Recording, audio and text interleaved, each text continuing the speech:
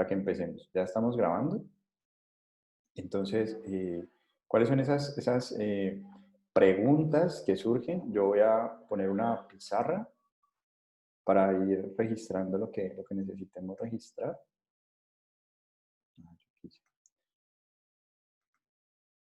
¿Vale? Listo. Entonces, los escucho, las escucho.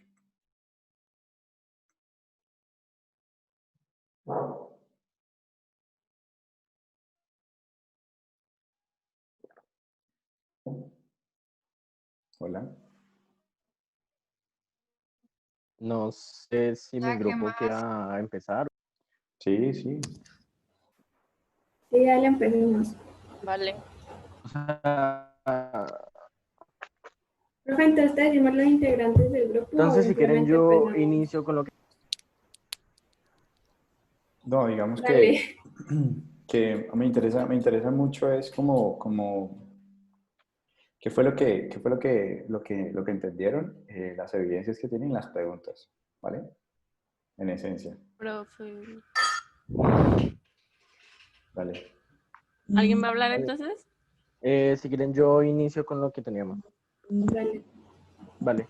Entonces, lo que nosotros estábamos hablando era acerca de, pues, más que todo, como lo que se trataba del texto. Para empezar, es que, pues, nosotros como seres humanos, nosotros nos vamos desarrollando poco a poco durante nuestra vida y para no hacer el cuento un poco más largo, diré que solamente que lo que nosotros vivimos cada día depende de lo que nos pasa, o sea, de las experiencias que nosotros vayamos a tener. Y nuestro cerebro es el que se va acostumbrando dependiendo del tiempo y el lugar en donde en donde se encuentre actualmente. Esto nosotros lo conocemos como neuroplasticidad, que es la capacidad del cerebro de acostumbrarse a algún entorno. No sé si alguno de mis compañeros quiere hacer algún aporte, pueden interrumpirme cuando quieran, Sí, yo. ¿vale? Eh, también nuestro grupo pues está de acuerdo en el sentido de que cada cerebro es diferente, claramente, y aún así también es diferente en qué época estés viviendo. Entonces, eso, digamos, un ejemplo. Entonces, si tú vivías, o sea, un cerebro en el cual se estaba enseñando, no sé, en la época, no sé, di tú, la Primera Guerra, pues no va a ser igual a un cerebro que esté ahorita en la actualidad, ¿no? Porque van a tener diferentes experiencias, ya que, digamos, en la Primera Guerra, pues eran conflictos y ahí tú podías caminar por la calle y boom, bombas, cosas. ¿Me hago entender, profe? Sí. No, y también, también cabe aclarar que eh, nos dicen pues que tenemos que estar pendientes ahorita de que estamos en la virtualidad, ¿no? O Ujú. sea, lo que dice mi compañera es cierto, o sea, un cerebro en la guerra no era el mismo que tienen ahorita los jóvenes como nosotros, y más ahorita en esta época de tecnología Sí, en y la que todo digamos, es tan fácil. O sea, literalmente yo hablaba hace unos días con mis familiares y ellos decían, es que ahorita no se necesita el cerebro. Ahorita usted coge una calculadora o coge el computador y ahí se encuentra todo. O sea, las personas están perdiendo la memoria. Eso es algo que sería chévere como anotar. sí, y hablando de la tecnología, digamos, la época, no sé, de nuestros papás y abuelitos, el cerebro estaba, pues, en máquinas de escribir, pero ahorita se tienen que adaptar, porque el cerebro es súper adaptable, pues, a usar una computadora. Ujú. Y nosotros, pues, ya tenemos eso súper acá dominado, Ok, supuestamente. ok, y todo esto lo que nosotros estamos tratando de explicar, esto no es solamente para agregar relleno, sino es para explicar el punto que nosotros tenemos, que es que acerca del texto habla de la educación. La educación ha sido muy diferente alrededor de todos estos años, porque, por ejemplo, hace yo que sé, 50 años no van a tener la misma educación que están teniendo ahora mismo. Em, y eso se debe más que todo por el concepto que nosotros estamos diciendo de la neuroplasticidad. Porque, por ejemplo, ahora mismo nosotros yo qué sé, podemos aprender a hacer por medio de los computadores, por los celulares, nos podemos conectar así. Pero, por ejemplo, hace 5 años no, no era así porque eran clases presenciales. Son métodos que, aunque parezcan muy parecidos, en realidad no lo son, porque, porque nuestro cerebro va a cambiar como nosotros aprendemos al ritmo que aprende, dependiendo de las circunstancias. Y el Entonces, cerebro está en una constante construcción ambiental, física, o sea, muchas cosas lo afectan. Ahí, como dice el profe, la neuroplasticidad es bien relevante en la lectura. Y además hay algo que dice que uno de los principios que habla a la Silva es que el cerebro es determinado socialmente. Y da un ejemplo que pues me parece muy bacano. Lo podemos relacionar con una lectura que tenemos en otra clase de desarrollo que dice que un bebé nace con la capacidad de aprender cualquier idioma, de aquí a de un año, más o menos, desde que hasta un año. Y él se forja, digamos, en el idioma, pues que está, ¿no? Entonces, si nació en un país donde hablan español, pues el bebé no va a salir hablando inglés porque pues no se va a adaptar socialmente a ese mundo tan fácil. Entonces, lo que hablábamos con mi grupo es eso, que también el entorno social afecta a tus funciones cerebrales. Y también hablábamos de que la calidad del aprendizaje da, si la calidad del aprendizaje es buena, te va a dar unas funciones buenas. Va a haber una buena, ¿cómo se dice eso, Juan Pablo? Se me olvidó. bueno, pues primero que todo, antes de continuar, nuestro compañero Gianmarco Andrade no puede hablar ahora mismo porque Está entrecortando. Ya robótico. Tiene sí, lagueado el ruidos juego. de fondo, entonces él no... Y continuando con lo que decía, El lagueo. pero sí escucharon lo que quería decir. No. No. Se entendió. Nuestro compañero Giancarlo tiene problemas, o sea, no puede hablar porque tiene pues ruido en la casa, entonces pues eso, básicamente. Ah, listo, listo. Sí, dale. Entonces, ¿ahí ya me escuchan bien? Sí, Sí. ya mejor. Vale. El caso de lo que estaba hablando de mi compañera era de la calidad que tienen pues, las personas en la educación.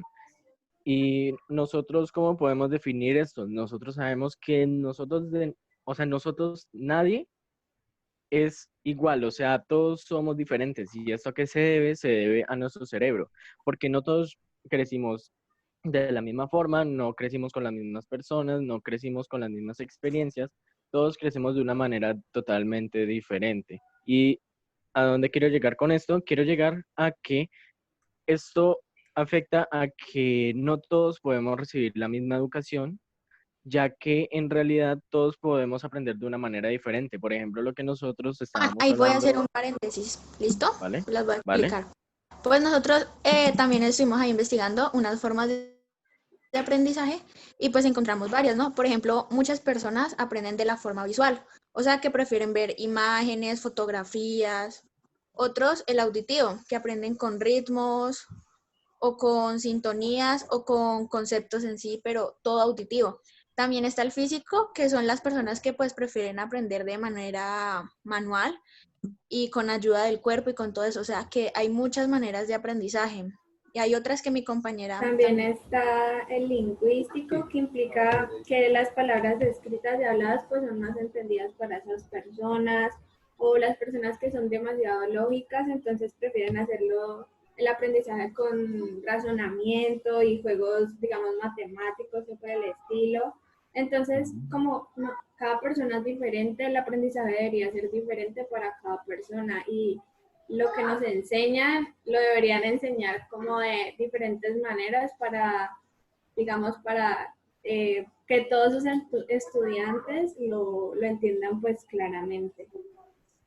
Sí, y ahí nombran en el Profe, texto. también para agregar lo que dicen los compañeros es que una forma de enseñar o sea, la clave estaría en que deben convencer al cerebro de que la información es indispensable para la supervivencia de uno. Entonces, que así como, por ejemplo, cuando el nombre es algo que a uno no se le olvida, dónde vive, todas esas cosas hacen que el cerebro, pues por su supervivencia, hacen que recuerde las cosas y que las aprenda más fácil. Ok, bien.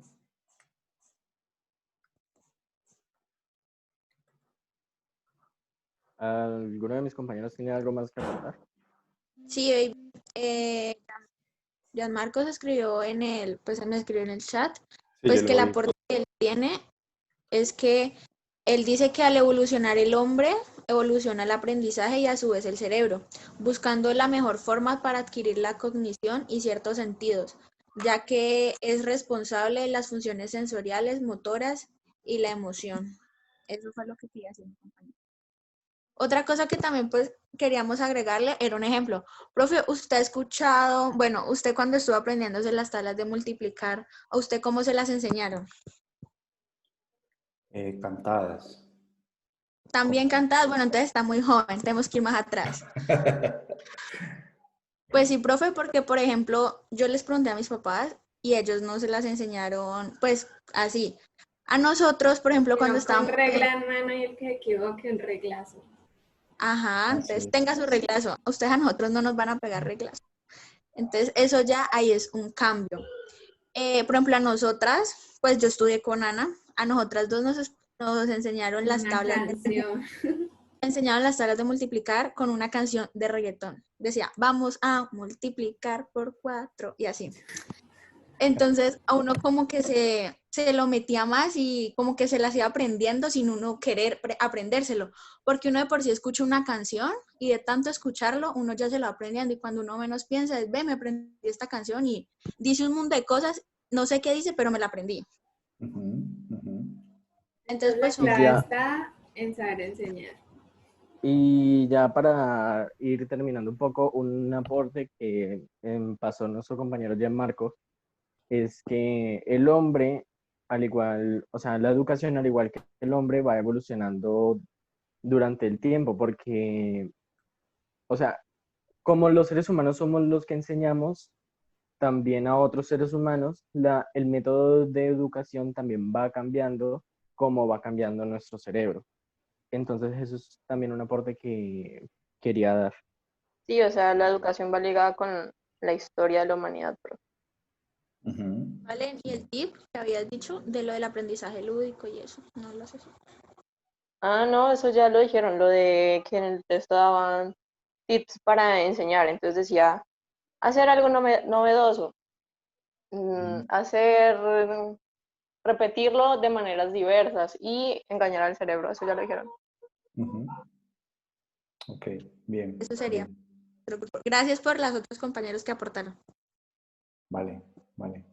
Sí, o sea, el asunto es cómo nosotros aquí estamos construyendo entre nosotros, por ejemplo, cada uno con la lectura pone en juego, digamos que sus experiencias previas, lo que eh, sabe, ¿no? Sabe hasta el momento. Y esta nueva información que proviene de la lectura, digamos que tratamos de ubicarla, de organizarla según donde consideramos que corresponde. Y entonces empezamos a hacer un proceso más de se me parece a esto que he escuchado, esto es nuevo para mí, me toca buscar, digamos, la definición de esta palabra porque nunca la había leído. Eh, y entonces, básicamente, a lo que nos lleva esto es a que hacemos una representación de lo que la lectura nos está diciendo a través de los lentes que tenemos de nuestras experiencias. Es decir, que para una persona, si yo le pregunto, mira, la lectura fue clara, entonces, si tú tienes mucha experiencia sobre ese tema y te interesa mucho este tema, quizás la lectura la encuentres digerible, fácil de leer. Para otra persona que tiene una experiencia distinta, que quizás digamos que su interés no es por el campo de la neurociencia, la lectura y la educación también, digamos que no va a ser una lectura que vaya a ser representada como algo atractivo, ¿vale? Entonces, ¿qué sucede cuando trabajamos en grupo? Cuando trabajamos en grupo, pues básicamente estamos trayendo a colación, o sea, haciendo explícito nuestra representación implícita. Es decir, ustedes leen y se hacen una representación, pero cuando uno les dice, bueno, ¿qué entendieron? ¿Vale? Tienen que explicitar la representación que hicieron de la lectura. ¿Mm? Y voy a utilizar mucho el concepto de representación porque quiero que me entiendan que cuando ustedes están siempre delante del otro, ¿vale? De la otra persona, siempre estamos viviendo en mundos que no necesariamente son idénticos, no necesariamente son iguales porque se corresponden con representaciones distintas. Hay palabras que quizás ustedes no conocen y otras personas cuando las hablan las usan de forma común. Por ejemplo, inefable. Inefable es una palabra poco usual dentro de la, casi que de la manera en la que nosotros conversamos. Y entonces eso nos va a obligar a que cuando muchas veces nosotros decimos, bueno, quiero expresar lo que siento, ¿vale? Muchas veces el lenguaje no nos alcanza a cobijar. O sea, como que digo, te amo, ¿no? Pero no, es algo más, ¿no? Siento algo más que un te amo. Pero tampoco es un te quiero, ¿sí? Y entonces empiezo a pelearme un poco con que el mundo que me rodea, yo mismo, estoy hecho de palabras. ¿Eso qué significa? Que cada uso de una palabra, ¿vale? Tiene significado para la persona que la está utilizando, pero no significa que ese uso sea universal, ¿no? Que, por ejemplo, cuando nosotros hablamos, por ejemplo, un asesino de mujeres, ¿vale? Cuando habla de la palabra mujer, significa para él algo completamente diferente a lo que puede significar para ustedes esa palabra, ¿vale? Porque ustedes no tienen ninguna patología, ninguna sociopatía, ninguna alteración que vaya en contra de las normas sociales. ¿Bien? En ese orden de ideas lo que estamos diciendo y señalando, y quiero como reiterar, ¿vale? Es que cuando nos reunimos en grupo, ¿vale? Eso nos obliga a que las representaciones que hemos hecho sobre un objeto en común, que es la lectura, tengamos que explicitarlas. Y lo interesante de esto es que cuando empezamos a poner, a explicitar nuestra representación, lo que hace es que se enriquece. Es decir, cuando trabajamos en grupo, cuando yo le explico al otro lo que entendí, lo que estoy haciendo es casi que una redescripción de mi representación. Es como si yo la revisara la representación y dijera, oye, mira que te estoy explicando y me doy cuenta que esta parte de la representación no la tengo muy clara. ¿Vale?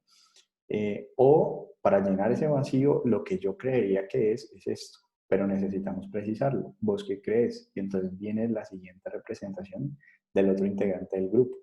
Lo que es interesante es que, digamos que tenemos el objeto de aprendizaje, vamos a llamarle el objeto A, que sería la lectura. Y respecto a esa lectura, ese objeto A, cada uno de ustedes va a hacer una representación. Entonces, si éramos 5 integrantes, tenemos A1, A2, A3, ¿vale? Y cada uno de ellos va a tener quizás elementos similares y elementos diferenciadores. Lo interesante de esto entonces es que este objeto A prácticamente pasa a tener para ustedes, cuando trabajan en grupo, una nueva representación que se construye de manera conjunta. Entonces se enriquece, se precisa y se trabaja. Por ende, los trabajos en grupo no los tomen como algo tan a la ligera. Piénsenlo como una oportunidad para, número 1, explicitar lo que saben. Y número 2, enriquecer lo que saben, ¿vale? Para construir finalmente una mejor representación de la que ya traían. Porque es como si uno dijera, bueno, 5 cerebros piensan mejor que uno, ¿vale? Entonces, cada cerebro aporta su representación y desde esa perspectiva vamos a encontrar que podemos entender de qué manera, cómo es que hacemos para que una información nosotros la podamos aprender, ¿vale?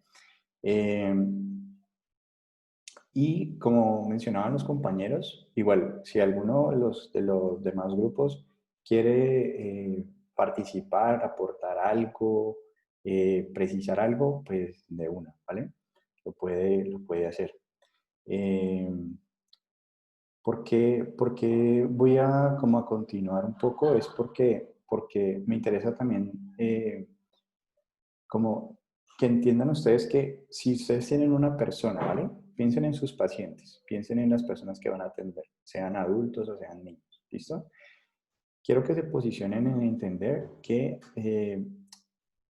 el mundo, el universo que estas personas alcanzan a comprender depende en gran medida de la calidad de su lenguaje, ¿vale?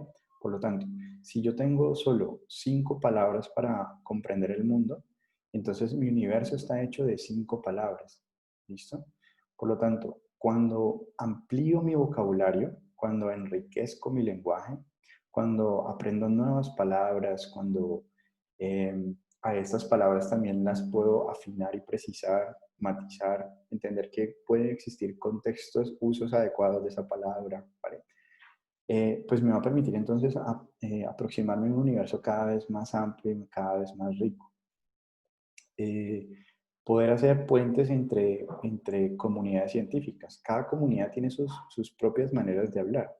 Desafortunadamente, y se los digo así, muchas de las palabras de la psicología son de dominio particular, ¿vale? Es decir, las personas hablan de tristeza, las personas hablan de depresión, las personas hablan de suicidio, ¿vale? Pero eso no significa que sepan sobre suicidio, eso no significa que sepan sobre tristeza, porque para eso ustedes estudian 5 años, más o menos, para poder decir que saben de eso, ¿vale? De cómo evaluarlo y además de cómo intervenirlo. ¿Listo? Entonces, tenemos que reconocer aquí que van a emerger unas teorías intuitivas. Entonces, todos nosotros cuando queremos explicar el mundo, ¿vale? Cuando queremos hablar acerca del mundo, nos vamos a encontrar con que esas teorías que surgen, ¿vale? Que surgen fruto de lo que nosotros creemos, ¿vale? Que es la explicación correcta, vamos a llamar teorías intuitivas, ¿vale? Es decir, teorías que no tienen discurso científico, no tienen evidencias científicas, no tienen pruebas, no se basan en datos, se basan en las creencias, ¿vale? Casi que un asunto como se basa en la fe, ¿vale? Ya entró. ¿No? Ah, ya volvió. Ah, no, chamo. Sí, me sacó, no sé qué pasó. Bueno, ¿hasta dónde me escucharon? Hasta la última partecita que dije, ¿teorías intuitivas o se cortó antes? 5 años para saber qué era la depresión. Ok. Sobre la depresión. Entonces, lo que quiero indicarles acá es que nosotros tenemos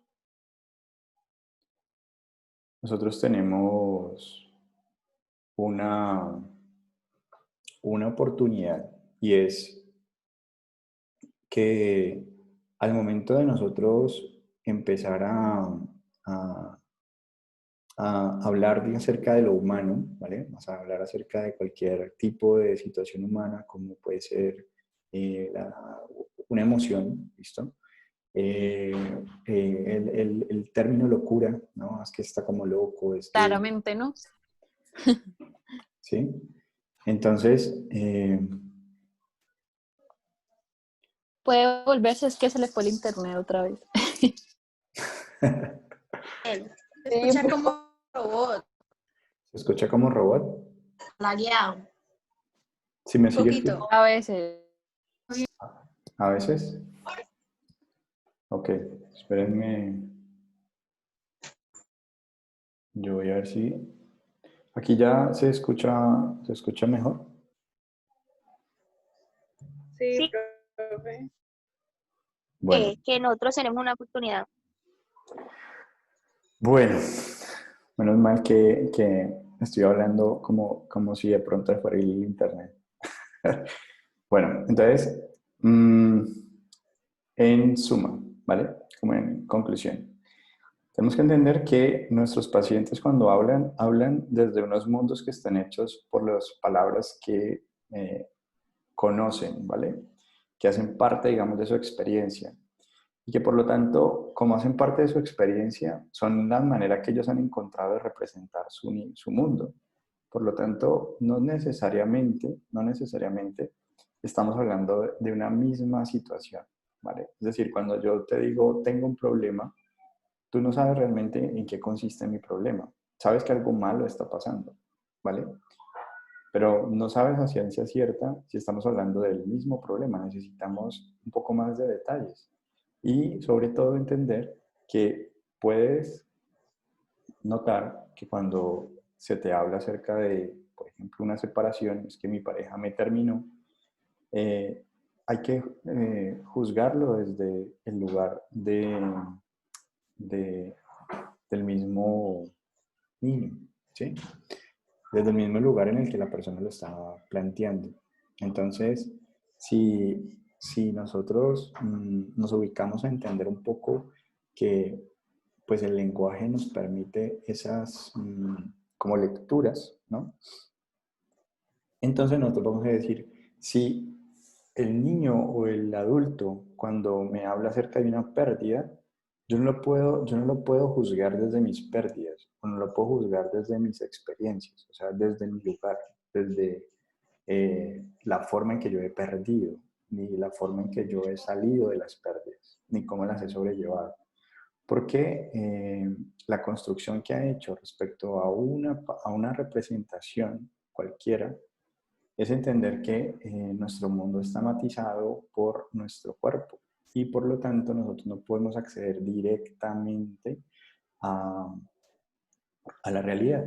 Y por lo tanto usamos el lenguaje como una herramienta para representar esa realidad. Entonces cuando yo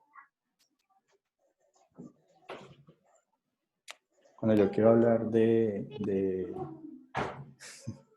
cuando yo quiero hablar de amor, por ejemplo, ¿vale?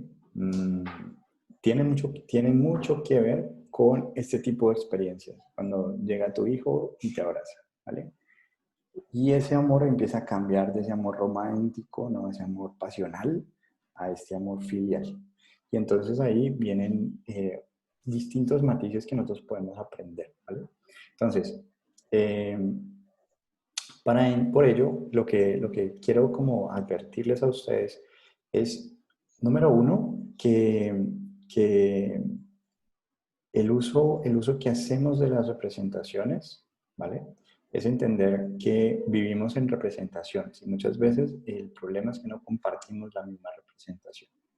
Entonces, los problemas surgen porque representamos de manera casi que distorsionada lo que está pasando en la realidad, o sea, la situación, ¿vale? Entonces, desde esa perspectiva, quiero es como señalar que así como teníamos ahorita, voy a compartirles aquí la pizarra, no se ha entrecortado ni nada, no se escucha feo ni nada, ¿cierto? Seguimos. Está bien, profe. Se escucha bien. Listo. Por ejemplo, mira, se me borró lo que había escrito. Entonces, si nosotros, por ejemplo, ubicamos de que para poder nosotros matizar este concepto de el sujeto, vamos a entender entonces aquí que este sujeto tiene, para poder ser abarcado, todos estos elementos podemos poner tantas como queramos, pero a mí en particular me gusta simplificarlo. En la clase anterior hablábamos de la estética, ¿vale? La estética, una lista de la estética para poder aproximarnos al sujeto y, por ejemplo, poder hablar de experiencias tan dolorosas como el abuso sexual, una pérdida. Por ejemplo, este texto que está aquí es de Yolanda Reyes y se llama La poética de la infancia. Entonces, este texto como tal es una apertura, una posibilidad también de poder entrar a una experiencia que muchas veces se convierte en que uno no sabe qué hacer. O sea, no sabes qué palabra utilizar, qué decirle al otro, ¿no? Cuando está sufriendo, cuando la pérdida es real, o sea, no es simbólica, está el cuerpo, está muerto, ¿bien? Entonces, este tipo de elementos pues, nos pueden llevar a nosotros por ejemplo, esta señora, Yolanda Reyes, es casi que la referente a nivel de literatura para niños. Es decir, es la que defiende que en la primera infancia, de los 0 a los 6 años, sea obligatorio la lectura para los niños, porque para Yolanda y para otros autores, nosotros leemos, y no solamente leemos letras, también leemos una caricia, leemos una mirada. Entonces, leemos el cuerpo, lo interpretamos. Por lo tanto, digamos que invertir en la lectura es invertir también en estos mundos posibles, en estas alternativas de mundo, que cuando la realidad se me hace muy dolorosa, muy dura, que yo pueda tener una alternativa primer plano de la fantasía y habitar en un mundo en el cual mis papás no se han separado, sino que mi papá está de viaje, mi papá no se ha muerto, sino que me está viendo desde el cielo, ¿vale? Ese tipo de cosas, digamos que son útiles y son necesarias también, porque existen, o sea, no podemos negar que nos duele, no podemos negar que como psicólogos muchas veces no vamos a saber qué decirle al otro, y entonces aquí lo interesante para veces como una excusa para poder hablar acerca de esos elementos dolorosos, pues se convierte en la literatura. Por eso digamos que en la sesión anterior leíamos Nombres robados. Esta sesión voy a mostrarles otro ejemplo de cómo aproximarnos un poco a lo que es el dolor en realidad. Entonces, dice, por ejemplo, ella, una maestra de literatura perdida en una biblioteca. En mi papel de maestra de los más pequeños he tenido que explicarle a una chiquita de 2 años el secuestro de su papá. Está en un sitio de donde no lo dejan venir. No es que te haya abandonado, no es que ya no te quiera, es que unos señores no lo dejan salir de donde está. ¿Por qué no lo dejan salir? ¿Son malos esos señores? He acompañado a otra familia durante varios años a explicarle a sus hijas que su papá está perdido. Perdido en la tierra, decía la más pequeña, que casi no lo recordaba, porque su padre desapareció cuando ella era una bebé. Y luego tuvimos que ayudarlas a entender en un lenguaje comprensible. ¿Acaso existe un lenguaje comprensible? Que finalmente apareció, pero que está muerto, y que no habrá ataúd en ese funeral simbólico porque no quieren entregar el cuerpo. Tuve que escribir también un obituario comprensible. ¿Comprensible? Para los chiquitos de una guardería, en memoria de su compañera de 4 años que murió en un atentado terrorista. El texto se llama Las carteras de Mariana y comenzaba con una frase que recogí de sus amigos. Mariana se murió, pero la recordamos en nuestro corazón. En esos días, cuando la tierra hizo boom, a propósito del ejemplo ahora de la guerra, según las palabras de estos chiquitos aturdidos por la bomba, ellos evocaban la colección de carteras de sus amigas y sus juguetes. Y luego, en esos días, tuve que recomendar en medio del estupor un libro para que un hermano de 12 años le leyera en una sala de cuidados intensivos a su hermana, que se debatía entre la vida y la muerte, todavía sin aceptar que sus padres y su hermanita habían muerto en el atentado. Ese cuento es un cuento que luego se los voy a leer también, que se llama El pájaro del alma, pero voy a seguir leyendo. Es un poco doloroso, así que de pronto un poco sensible. Entonces dice ¿acaso existe un libro para leer en una sala de cuidados intensivos a una niña a la que se le acaba de terminar la infancia con un boom? ¿Acaso cura la literatura lo que la realidad cegó de un tajo? Después de darle muchas vueltas, le mandé, como quien empaca un botiquín de primeros auxilios, con curitas para un cáncer, El pájaro del alma. Lo hice incrédula y anestesiada sin querer y sin creer. Y luego me contaron que en una sala aséptica de cuidados intensivos, entre silbidos de máquinas, entró el hermano con su libro. Se sentó en la silla, trató de saludar, y como su hermana no quería saber nada de nadie ni de nada, empezó a leer. Hondo, muy hondo, dentro del cuerpo habita el alma. Nadie la ha visto nunca, pero todos saben que existe. Y no solo saben que existe, saben también lo que hay en su interior. Y las palabras esas palabras que no podían remediar lo irremediable se mezclaron con el silbido artificial de máquinas y con la imagen de ese corazón que titilaba en la pantalla. La voz humana, la voz amada, se había tomado aquel cubículo pequeño y había una conexión de corazón a corazón que no alcanzó a captar el monitor mientras el hermano seguía leyéndole a su hermana. Así sigo evocando escenas en ese jardín infantil de espantapájaros al que supuestamente vamos todos los días a jugar. Un año después tuvimos que reconstruir, juntando trazos infantiles de soles, de paisajes, de serpientes y panteras, un libro sobre África, que se quedó sin terminar en el proyecto semestral y que los niños de 4 años decidieron tenerle listo a su profesora cuando la liberaran del secuestro. Tener que decirles que la profe no llegó a dar clase porque unos señores no la dejaron venir. La misma historia, siempre inédita. Las mismas palabras atragantadas sin sentido en medio del recreo y de las sopitas de limón que preparábamos en tazas de mentira. Y oír una vez más las frases de los niños, vamos a rescatarla con nuestras espadas de juguete y ¡pum! Matamos a los malos. Entonces, esta es una forma, ¿no? de, a veces cuando no sabemos qué hacer, a veces cuando no sabemos qué decir, se llama Poética de la Infancia de los Yolanda Reyes. Yolanda Reyes, ¿vale? Y de eso se trata. Entonces, una manera de que nosotros entendamos que estas experiencias estéticas también nos sirven, nos cobijan para poder aproximarnos a que a través de otras personas vivamos esas experiencias dolorosas, de cómo entender cómo nos sentimos cuando muchas veces no sabemos cómo nos estamos sintiendo, pues son las que nos permiten a nosotros ayudar, o sea, tender un puente entre esa representación que desconocemos, que no sabemos, es decir, acaba de perder a toda su infancia con un boom. Entonces, nosotros nos podemos representar cómo se puede estar sintiendo, pero realmente no lo sabemos, ¿vale? O sea, Profe, yo tengo una pregunta. ajá, dime. Pues eso es como ponerle lindo a una realidad que no está tan linda, ¿no? Para un niño.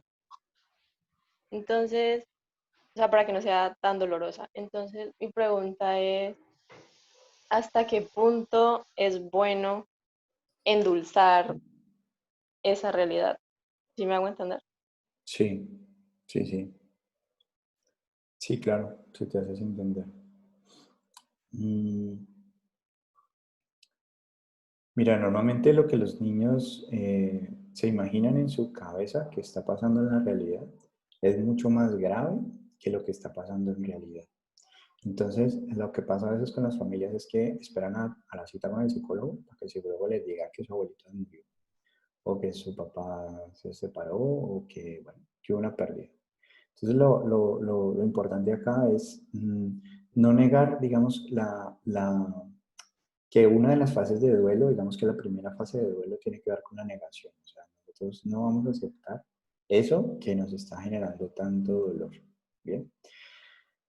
Y eso es algo completamente válido, es decir, hablamos con claridad, hablamos en el lenguaje que el niño pueda entender, que el niño pueda comprender, ¿vale? Mira que ahí no se está negando el asunto de la realidad, ¿vale? Se está diciendo es que unos señores malos no dejan volver al papá, ¿vale? Y los niños pueden decir, bueno, vamos a matar a los malos y boom, y resolvemos el asunto. Y eso digamos que está bien es su manera, digamos, de lidiar con esa situación de lo que se quiere hacer, ¿vale? En nuestro país, desafortunadamente, ser psicólogo, como les decía en la sesión anterior, pues no es fácil.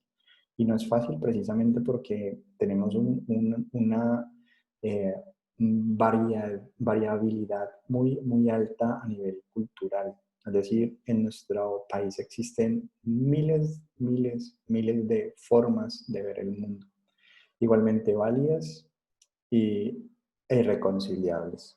Entonces, y tenemos problemas sociales y económicos bastante complejos. Entonces, nos corresponde a nosotros tener un pie, digamos, en la realidad, sí, pero lo que quiero también indicarles a ustedes es que también tenemos que tener un pie en la fantasía, ¿vale? Es decir, eh, casi que es un asunto como los pies en la tierra y la mirada en el cielo, ¿sí? ¿A qué me refiero con esto que les quiero decir? Que si ustedes tienen un niño o un adulto o una persona que ustedes saben que está mintiendo, ¿vale? Saben que está mintiendo. Pero esa mentira en este momento es lo que lo sostiene, es lo que lo mantiene, ¿ok? Nosotros no vamos a tumbar esa mentira a menos que podamos sustituirla, ¿vale? Por algo verdadero, pero menos doloroso, como tú mencionabas ahorita. Entonces, ¿cómo nosotros hacemos este proceso de cambio, ¿vale? Realmente se explica todo en función de que estas personas han interpretado el evento como un evento traumático, ¿vale? Como un evento doloroso, como una situación casi que caótica o en crisis. Entonces, una alternativa es el poder identificar o poder reconocer cuáles son mis creencias en torno a esta situación. Es decir, si supongamos que falleciera digamos, mi padre, ¿vale? Entonces, digamos que, ¿cuáles son esos miedos que van a emerger? ¿Cuáles son esas situaciones a las que tengo que afrontar, que me van a atravesar a través de mi cuerpo? Que yo voy a ser consciente de ellas, ¿bien? Y que por lo tanto me llevan a que casi que estas consecuencias emocionales, estas consecuencias comportamentales, estén casi que derivadas de esta creencia que tengo. Supongamos que yo tengo la creencia que cuando sucede el evento, mi vida se termina, ¿vale? Es como, entonces ahí el asunto es empezar a dialogar, debatir, discutir cuáles son las evidencias reales de que esa creencia, ¿vale? De que la vida se termina, pues es real, ¿vale? Pero se vive, se experimenta como una situación de terminó la vida, ¿vale? De esa forma duele. El asunto es quedarnos en esa situación, como si la vida hubiera terminado. Ahí sí ya se convierte en un verdadero problema. Entonces, nosotros, para responder a tu pregunta, hablamos claro y hablamos en función de la persona que tenemos delante. O sea, vamos a usar el lenguaje que usaría esta persona. O sea, un adulto no le dirá a las personas malas lo tienen. O a un niño sí le puede decir las personas malas lo tienen. ¿Vale? A eso me refiero con ajustar el lenguaje. Ahora, pero también les decía que nosotros tenemos que tener un plano, digamos, en la fantasía. ¿Y a qué me refiero con el plano en la fantasía? De que cuando las personas buscan lo estético, ¿vale? Están buscando una manera de expresar, porque el lenguaje no es suficiente, entonces buscan otras alternativas para hacerlo, en las cuales nosotros notamos que nuestra posición es no bajarlo al plano de la realidad, no bajarlo al plano de el problema que está sucediendo en este momento, sino dejar que las cosas puedan casi que seguir su curso, ¿no? Que nosotros podamos en últimas, tener en cuenta que cuando nos sentamos ante una persona, esta persona nos está hablando desde su mundo. Y ese mundo tiene tanto elementos de fantasía como elementos de realidad. Entonces, ¿dónde se posiciona el psicólogo? Realmente nosotros, si nos vamos a ubicar en el plano de la psicología pura, así, dura, ¿vale? En el discurso de la verdad, o sea, en el discurso de la ciencia, entonces nosotros nos vamos a ocupar del plano de la realidad, ¿vale? ¿Listo? Pero, como les mencionaba, el plano de la estética, ¿vale? Este plano, digamos, de la fantasía, este plano en el cual uno puede hacer un performance para mostrarlo cómo se siente y dejarlo ser, ¿no? No juzgarlo, sino, o sea, si estoy molesto, entonces me comprometo con mi idea hasta el final, la defiendo, la expreso, y puede que el siguiente día yo ya no quiera seguir con esa idea, ¿vale? ¿A qué me refiero? Se los voy a poner así. Ustedes han escuchado a Pink Floyd con Another Brick in the Wall, ¿no? Imagino pues que lo han escuchado. Y si no lo han escuchado, pues vayan y lo escuchan. Y básicamente de qué trata el Pink Floyd es un manifiesto acerca de que están mamados de la educación. O sea, la educación como tal es lo peor, ¿vale? O sea, es un sistema que sirve para producción en masa, que no le interesa al ser humano, ¿vale? Entonces, la letra de Pink Floyd es básicamente Pink Floyd, Another, creo que se escribe así, Brick in the Wall. Bueno, otro ladrillo en la pared, ¿no? O sea, solamente eso es lo que hace la educación, poner ladrillos, poner. Hacer barreras entre nosotros los seres humanos. No, ¿saben qué? Yo voy a poner un pedacito de Another Brick in the Wall, pues para que se contextualicen. Yo pensaba más conocido el asunto. Voy a poner en pausa, con esto lo subo a YouTube. Voy a poner en pausa un momento la grabación. Listo. Entonces, señalábamos lo de Pink Floyd como una forma, una expresión estética que lo que nos permite es que se canalice una emoción, ¿vale? Entonces es la lectura que se hace de una situación y Pink Floyd la convierte en canción, hace un buen video donde retrata, digamos, esta posición de cómo el maestro es victimario y todo lo que es creativo, como el poema, o sea, cuando él está levantando y castigando, es un poema, muchachos, él está haciendo un poema y lo ridiculiza en público, es esa posibilidad de creación, ¿vale? La que se está castigando y cómo los niños reexisten, se reinventan y entonces empiezan a cantar que no son solo otro ladrillo, digamos, en la pared, ¿vale? Perder el rostro, no sé si notaron ese elemento también, o sea, niños que vienen individuos, pero luego son homogenizados. Entonces, volviendo nuevamente a lo que estaban planteando los compañeros hace un momento, de las diferencias que pueden existir. Algunos vemos, otros escuchamos, ¿vale? Y se nos facilita de esa manera, pero no, la educación dice, este es el momento, este es el patrón que vamos a tener. Entonces, la disciplinarización que hablábamos la sesión anterior respecto a Foucault, es como nosotros a través de la ciencia, a través de la disciplina, ¿vale? Nosotros podemos formar un tipo de cuerpo. O sea, ¿qué tipo de cuerpo necesitamos? Crear. Entonces necesitamos un cuerpo dócil, un cuerpo que pase muchas horas sentado, un cuerpo que siga instrucciones, un cuerpo que no cree, que no piensa, ¿vale? A ninguno, digamos, de nosotros nos enseñaron acerca de finanzas personales, no nos enseñaron tampoco acerca de emprendimiento, ¿vale? O sea, no es algo que esté dentro de, no se considera importante dentro de la formación.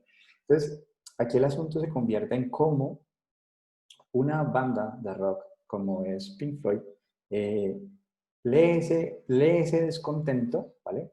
Y permite entonces que muchas personas en el mundo puedan poner sus emociones negativas ahí, aflorarlas y dejar que salgan, ¿vale? Entonces, cuando les hacía la pregunta ahora acerca de el pie, digamos, en la fantasía, implica esto, o sea, esto es un performance, ¿vale? O sea, ellos están convencidos de que la educación tiene esta posición de homogenización de las personas, de los individuos, de no permitir la creación. Y entonces se comprometen con esa idea hasta el final, hasta que termine la canción, ¿listo? Y no necesitan justificación, o sea, ellos no vamos a esperar que entonces Pink Floyd luego vaya a decir, bueno, querido, o sea, interrumpan la canción y empiecen a explicar la canción, o sea, empiecen a decir, bueno, pero nosotros también creemos que la educación es importante porque forma personas útiles para, ¿vale? Y carreta. ahí ya pierde, o sea, ya deja de ser canción, ya pierde todo el interés que tenía como acto performativo. Entonces el performance, digamos que es una expresión válida de cómo nosotros, no solamente como sujetos, nosotros podemos entendernos, sino que existe también esta vía estética como una expresión de nosotros, donde nos permitimos sentir y expresar y comprometernos con esa idea hasta el final. Entonces, dicho lo anterior, con esto quiero señalar que muchas veces cuando nos sintamos que estamos un poco maniatados en nuestro afán de ayudar al otro, de tratar de comprender su representación del mundo que está haciendo, cómo le duele, ¿vale? En dónde le duele, qué le duele, o sea, muy, muy claramente. Entonces podemos hacer uso de las experiencias estéticas como una vía de acceso a ese dolor, a ese sujeto, ¿vale? Porque normalmente los sujetos cuando consultan porque algo les está pasando. No hay personas que vayan al psicólogo como una medida preventiva, es decir, estoy bien, pero quiero conversar, quiero hablar porque lo necesito, ¿vale? No es un asunto, sino que siempre vamos, es cuando ya tenemos alguna situación a resolver, cuando ya nos damos cuenta que esta forma de ser me está trayendo complicaciones para mi vida laboral, familiar, personal, ¿bien? Entonces, en esa lógica es donde estamos como situados, de que podemos hacer uso del plano de la fantasía, el plano de la estética, para ayudar al otro. El problema es cuando nos quedamos solo en el plano de la fantasía, porque es que en el plano de la realidad nosotros tenemos problemas reales. O sea, yo no te puedo resolver un problema real, ¿vale? Única y exclusivamente desde el plano de la fantasía, como supongamos, el plano de la fantasía puede ser, tómate estas agüitas, ¿vale? Que te van a ayudar. O prende esta luz, que eso te va a ayudar.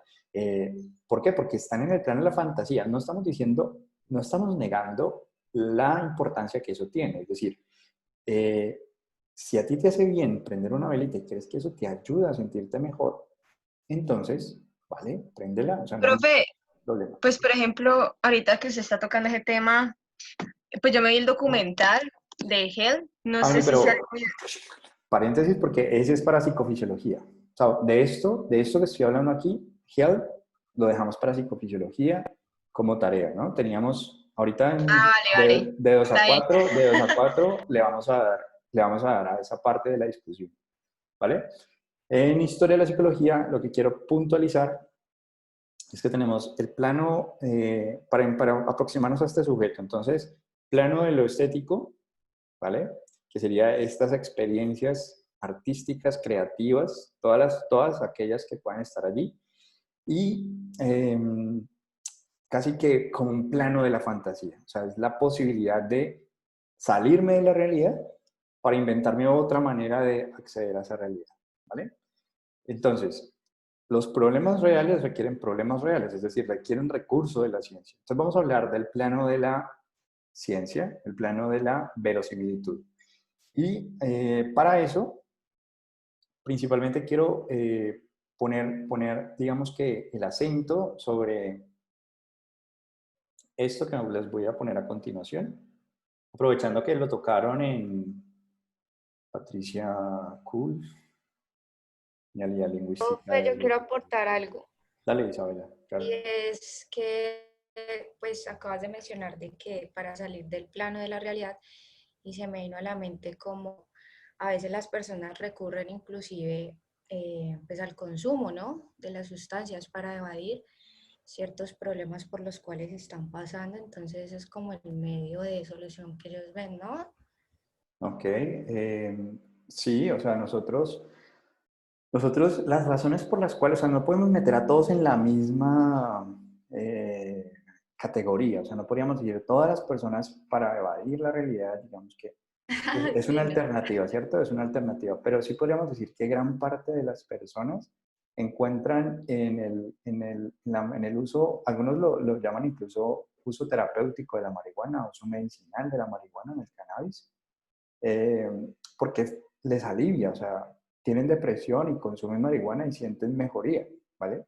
Y algo que nos va a ayudar a entender un poco por qué se sostienen los comportamientos en el tiempo es porque los comportamientos tienen una funcionalidad adaptativa, es decir, me sirven para adaptarme al entorno y si esta consumo de marihuana me está permitiendo adaptarme al entorno, que los demás no me pregunten, oye, ¿por qué tienes esa cara? Oye, ¿por qué no quieres hacer nada? Oye, y quitarme todo eso de encima y con consumir marihuana pues estoy tranquilo, me siento un poco mejor, pues entonces voy a consumir marihuana. Eso es como el asunto de cómo utilizamos comportamientos, ¿vale? Tenemos un comportamiento que se compone de este conjunto de conductas y esas conductas entonces nos llevan a decir, bueno, si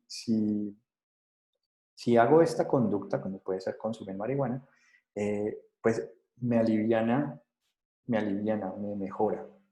Pero entonces, ¿con qué lo puedo sustituir? Entonces hay personas que mascan chicle, o sea, que dejan el hábito de consumir cualquier tipo de situación, pero lo sustituyen por otra conducta que genera una sensación similar, ¿no? Se trata como de eso, como de cómo nosotros, en la medida de lo posible, hacemos un inventario, digamos, de ese conjunto de conductas, en qué momentos se manifiestan, porque tienen un para qué, o sea, no surgen de la nada, ¿vale? No es capricho evolutivo, o sea, tiene su razón. Estamos en un cuerpo humano, al estar en un cuerpo humano es un cuerpo orgánico, y ese cuerpo orgánico entonces está sujeto a las leyes de la vida, principalmente a la selección natural, que ahorita que entremos al plano de la verdad, verosimilitud, mejor, de la ciencia, pues vamos a precisar, ¿vale? Entonces, Profe, sí. digamos, lo de las drogas y esas cosas, pues yo me vi un documental que creo que está en Netflix todavía, y decía que en los años 70 más o menos, la psicología usó el ácido para intentar solucionar los problemas de depresión y cosas así, Uh-huh. eso tiene un nombre, creo que se llama psilocibina, algo así. Uh-huh. Entonces, ahí como, o sea, Pero entonces tu pregunta es ¿cuál es? ¿Por qué la psicología utilizó ese tipo de práctica en ese momento? sí, o Ya. sea, si ahorita pues no está de acuerdo ni nada de esas cosas, Ujú. porque pues el ser se vuelve dependiente, pero en ese momento sí lo utilizaron.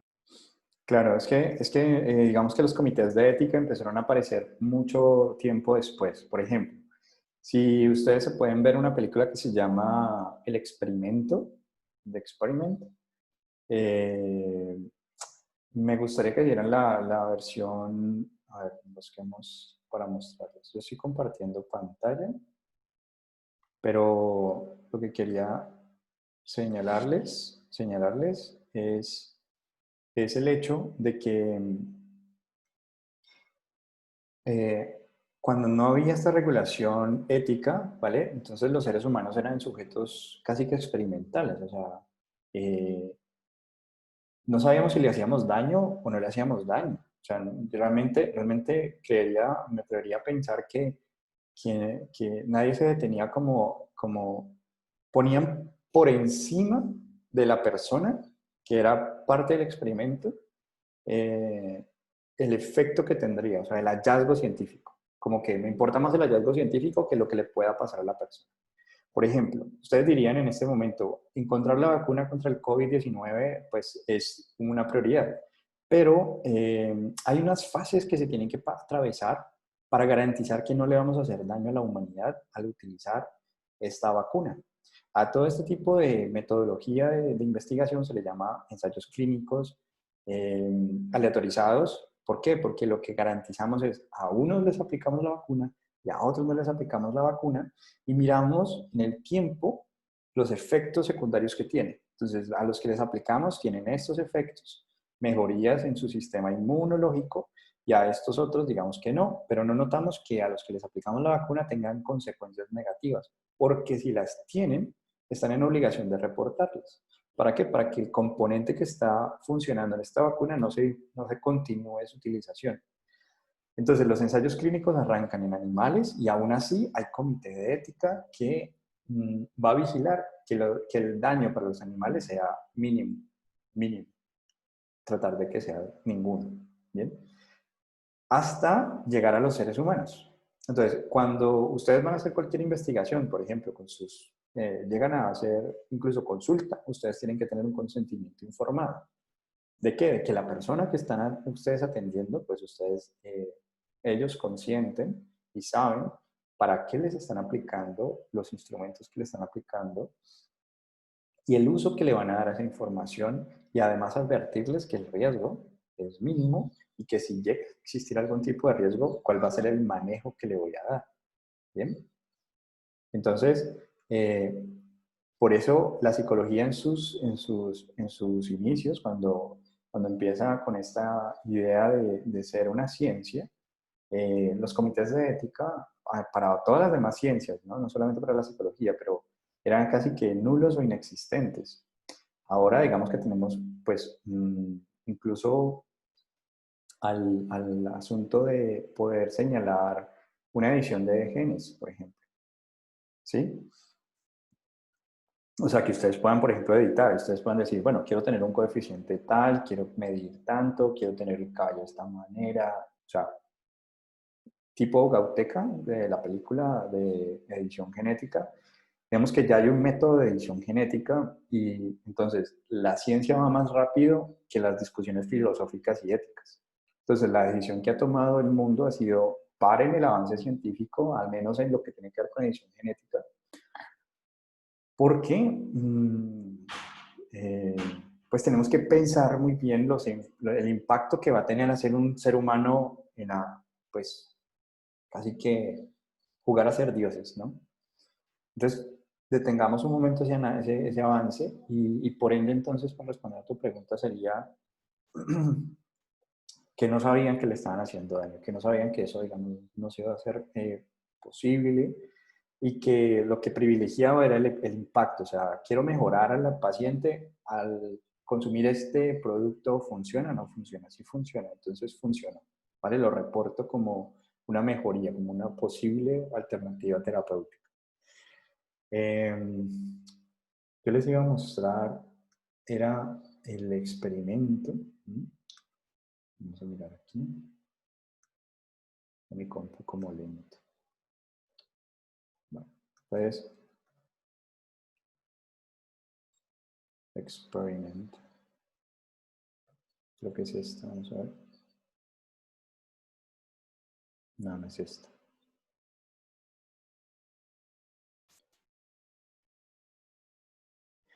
La que estoy buscando es esta.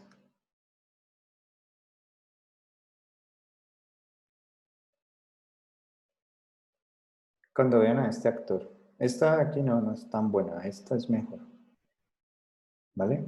Entonces, o sea, estos chicos, no, esta. Esta, por ejemplo, surge, ustedes pueden encontrar los archivos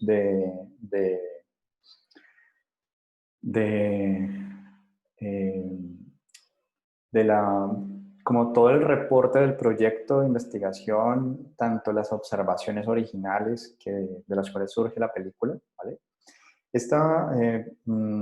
Básicamente la historia consiste en lo siguiente, no les voy a dar spoilers, sino como para que entiendan el contexto y para que la puedan ver.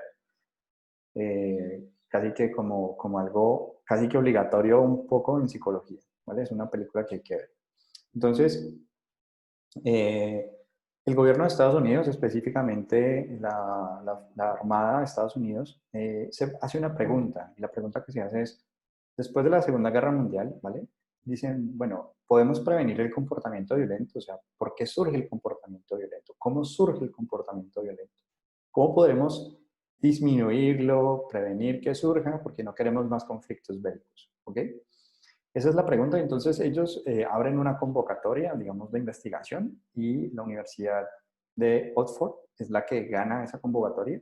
Y esa universidad, entonces, en el sótano de la universidad montan el experimento. Ustedes pueden encontrar los archivos originales y todo, o sea, escrito a máquina, o sea, literal. Está escrito a máquina. Yo por ahí el otro día en una clase lo estaba mostrando, pero ahorita pues nos desviaríamos un poco, pero lo que quiero indicarles es, hay que ver esta película. ¿Por porque habla acerca de que la explicación básicamente a todo este asunto tiene que ver con los roles sociales. ¿Sí? El rol social juega un papel importantísimo en el comportamiento humano. El personaje. O sea, tú te pones tu máscara, usas ese rol, y con ese rol entonces empiezan a aparecer, a emerger comportamientos interesantes. Creo que está en YouTube completa, la verdad. No sé si la podemos encontrar en Netflix. Igual, si ven la otra, o sea, la que puedan ver. Igual, a mí me gusta la más viejita. Me parece mejor, pero ambas, digamos que hablan de lo mismo, ¿no? Hablan de lo mismo y pensaría que das experimento. Es esta, la versión alemana. Entonces, bueno, ese es el paréntesis, ¿vale? Para que puedan como empezar a ver cosas que los dejen inquietos. Sí, de experimento. Ok. Listo. Entonces vamos a mirar, vale, entonces vamos a ubicarnos en el discurso de la ciencia, ¿ok?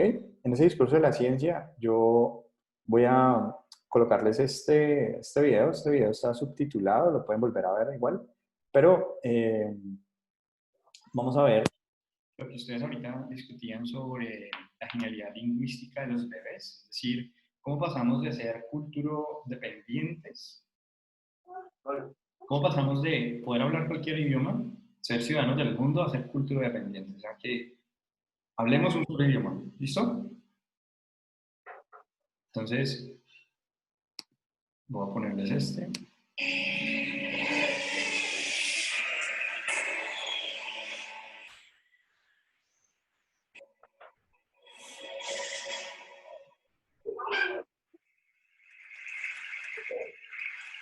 I want you to take a look at this baby. What you're drawn to are her eyes and the skin you love to touch. But today I'm going to talk to you about something you can't see. What's going on up in that little brain of hers?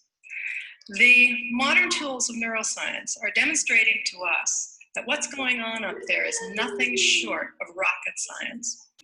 And what we're learning is going to shed some light on what the romantic writers and poets describe as the celestial openness of the child's mind. What we see here is a mother in India, and she's speaking Koro, which is a newly discovered language, and she's talking to her baby. What this mother and the 800 people who speak Koro in the world understand that to preserve this language, they need to speak it to the babies, and therein lies a critical puzzle. Why is it that you can't preserve a language by speaking to you and I, to the adults? Well, it's got to do with your brain. What we see here is that language has a critical period for learning. The way to read this slide is to look at your age on the horizontal axis. I'm done. And you'll see on the vertical your skill at acquiring a second language. The babies and children are geniuses until they turn 7, and then there's a systematic decline. After puberty, we fall off the map. No scientists dispute this curve, but laboratories all over the world are trying to figure out why it works this way. Work in my lab is focused on the first critical period in development, and that is the period in which babies try to master which sounds are used in their language. We think by studying how the sounds are learned, we'll have a model for the rest of language, and perhaps for critical periods that may exist in childhood for social, emotional, and cognitive development. So we've been studying the babies using a technique that we're using all over the world in the sounds of all languages. The baby sits on a parent's lap, and we train them to turn their heads when a sound changes, like from ah to e. If they do so at the appropriate time, the black box lights up and a panda bear pounds a drum. A 6-monther adores the task. What have we learned? Well, babies all over the world are what I like to describe as citizens of the world. They can discriminate all the sounds of all languages, no matter what country we're testing and what language we're using. And that's remarkable because you and I can't do that. We're culture-bound listeners. We can discriminate the sounds of our own language, but not those of foreign languages. So the question arises, when do those citizens of the world turn into the language-bound listeners that we are? And the answer, before their first birthdays. What you see here is performance on that head turn task for babies tested in Tokyo and in the United States, here in Seattle, as they listen to Ra and La, sounds important to English, but not to Japanese. So at 6 to 8 months, the babies are totally equivalent. 2 months later, something incredible occurs. The babies in the United States are getting a lot better. Babies in Japan are getting a lot worse, but both of those groups of babies are preparing for exactly the language that they're going to learn. So the question is, what's happening during this critical 2-month period? This is the critical period for sound development, but what's going on up there? So there are 2 things going on. The first is that the babies are listening intently to us, and they're taking statistics as they listen to us talk. They're taking statistics. So listen to 2 mothers speaking Motherese, the universal language we use when we talk to kids. First in English and then in Japanese. I love your big blue eyes. So pretty and nice. うわ、大きな茶色いお目目。そして綺麗な黒い髪。During the production of speech, when babies listen, what they're doing is taking statistics on the language that they hear. And those distributions grow.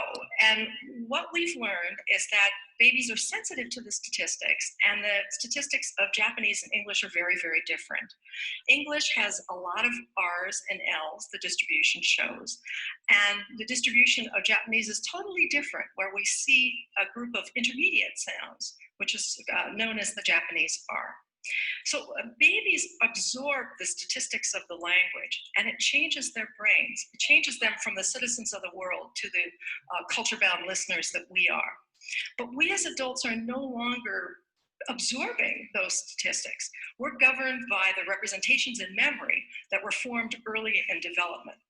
So what we're seeing here is changing our models of what the critical period is about. We're arguing from a mathematical standpoint that the learning of language material may slow down when our distribution is stabilized. It's raising lots of questions about bilingual people. Bilinguals must keep 2 sets of statistics in mind at once and flip between them, one after the other, depending on who they're speaking to. So we asked ourselves, can the babies take statistics on a brand new language?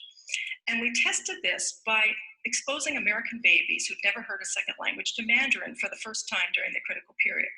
We knew that when monolinguals were tested in Taipei and Seattle on the Mandarin sounds, they showed the same pattern. 6 to 8 months, they're totally equivalent.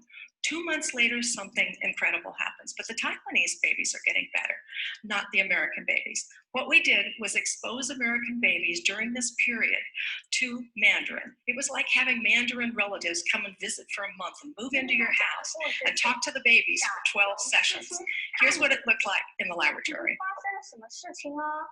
小小熊七七在这里，一个绿色的圈圈，绿色的圈圈，绿色的圈圈，转一下，转一圈，嘿，一圈，再一次哦，转一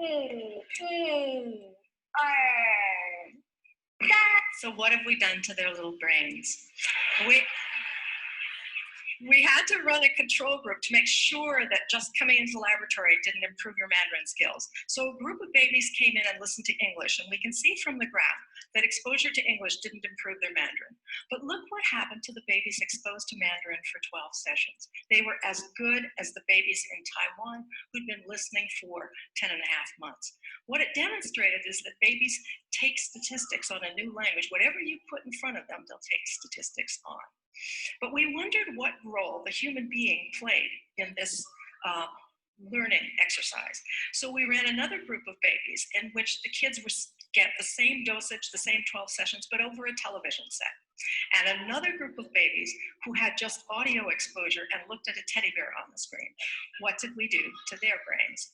What you see here is the audio result, no learning whatsoever, and the video result. No learning whatsoever. It takes a human being for babies to take their statistics. The social brain is controlling when the babies are taking their statistics. We want to get inside the brain and see this thing happening as babies are in front of televisions as opposed to in front of human beings. Thankfully, we have a new machine, magnetoencephalography, that allows us to do this. It looks like a hairdryer from Mars, but it's completely safe, completely non-invasive, and silent. We're looking at millimeter accuracy with regard to spatial and millisecond accuracy. Using 306 squids, these are superconducting quantum interference devices, to pick up the magnetic fields that change as we do our thinking.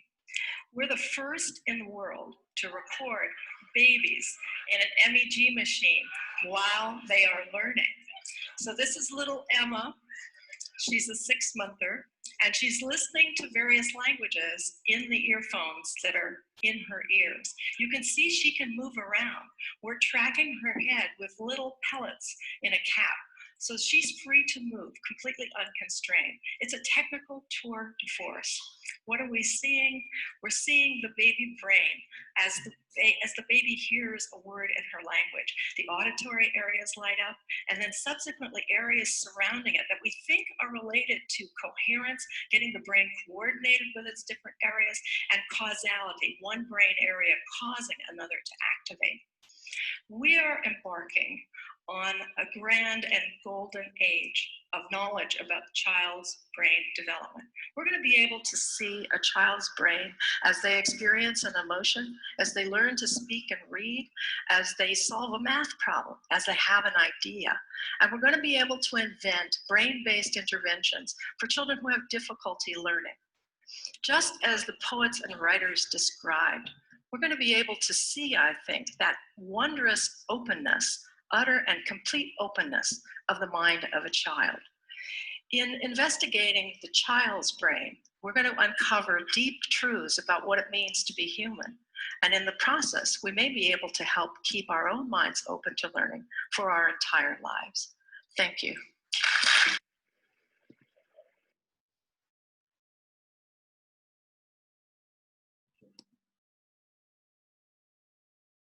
Y entonces vamos a nuestra pizarra. Listo. Entonces, básicamente he querido mostrarles esta evidencia de Patricia Kuhl. Digamos que si ustedes quieren revisar acerca del lenguaje, ¿vale? Patricia Kuhl, digamos que es uno de los referentes a tener en cuenta. Ok, tienes una pregunta, Laura. Dale.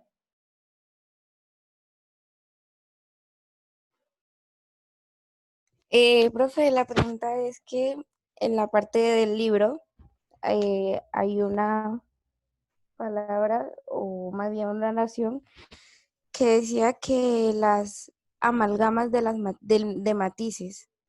¿Sabría qué es eso? Ok.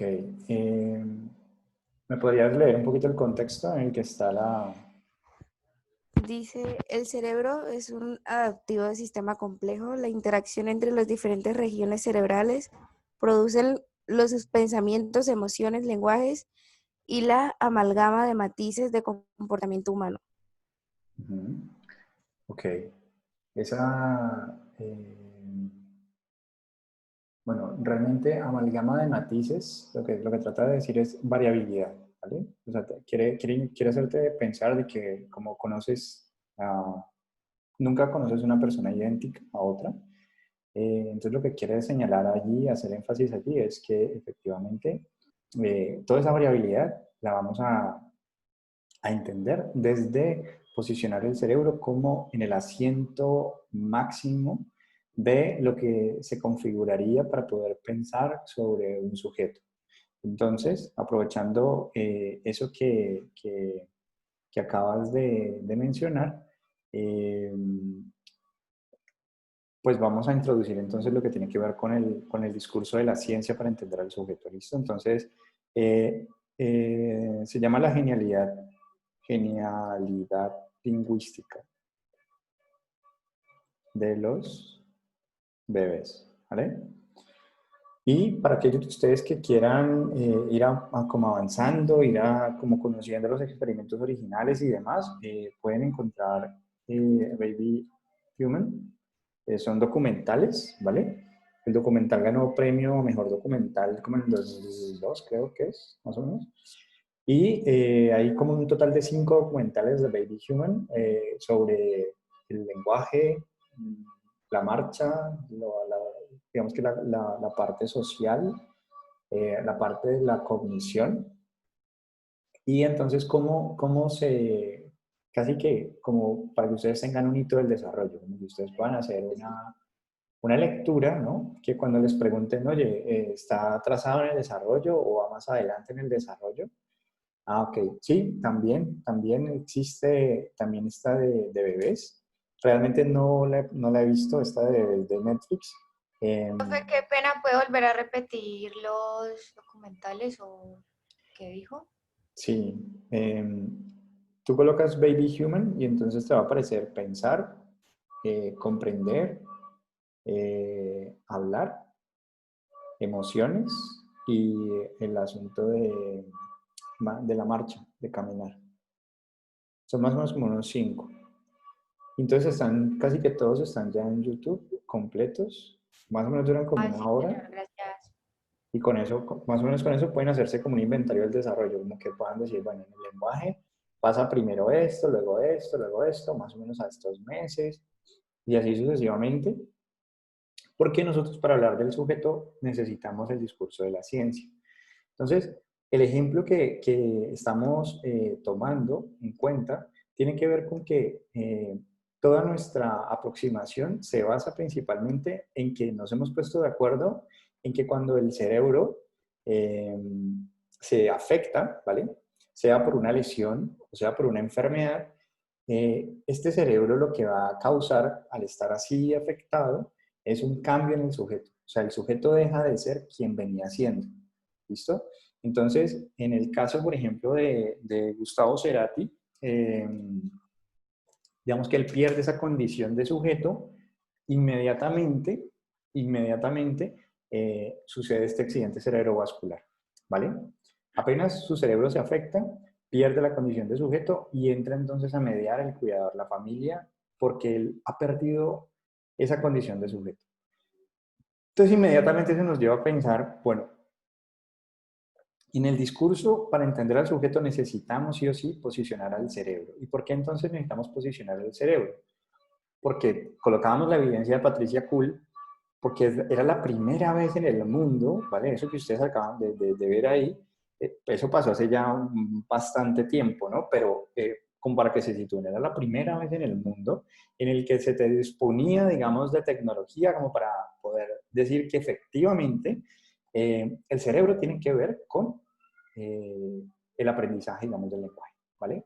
Y cómo a partir de allí, entonces se pueden derivar, pues, campos de investigación. Entonces, matemáticas, lectura, música, escribir, ¿vale?